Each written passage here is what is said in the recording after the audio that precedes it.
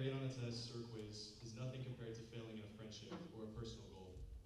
But failure is how people are humbled to learn from mistakes and grow. Taking pride in that growth comes from the humility that it takes to accept it. My journey and my time here has not been smooth. I've made countless mistakes, said things I shouldn't have said, and done a lot of things I probably shouldn't have done. But I'm grateful that I did because they taught me more about how to treat other people, and it made me into the person I am today with those who have supported me. As many of you may know, I have a pretty blunt, stubborn, and prideful personality. I've been this way my whole life, but it never really became a problem until I entered high school and started actually having to keep relationships with people for a long time. When I was younger, if I did slight somebody or they said something to me I didn't like, I made it very obvious to everybody around me that I did not like them. And that has a lot of consequences later on. But that changes in high school and a little bit more. But I don't believe that the ability to completely change a person's personality is possible. That can be like wearing a mask all the time. And I know that there are a lot of people out there who wear a mask all the time because they're scared of like their friends looking at them differently or not accepting their real personality. And I can say with a lot of confidence, they are not worth faking for. Instead of faking, you can create rules for yourself that will become good habits and they'll change the way you act in certain situations. The most valuable one that I have created is to treat people that I don't get along with extra kindness. Arguing and going into fights is childish, but it was the most common outcome for me before I found out how to avoid it. Sorry, it keeps falling. Treating people kindly no matter what I think of them has started helping me to view them more positively. Negativity spreads more negativity.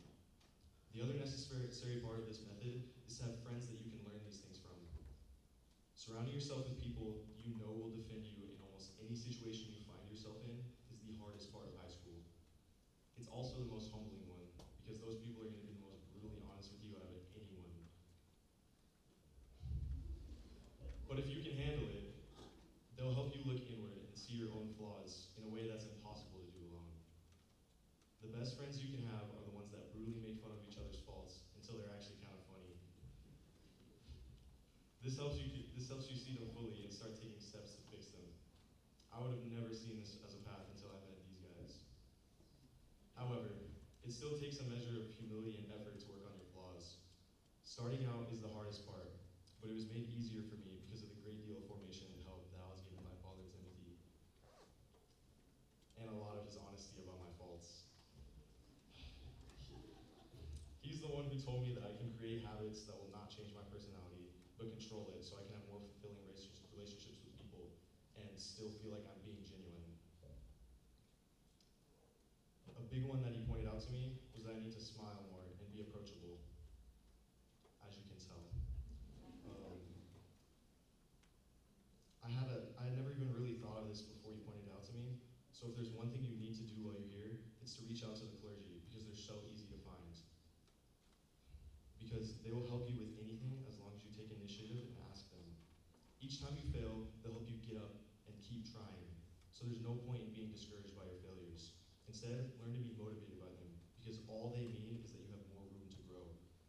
You can still be better than you are right now.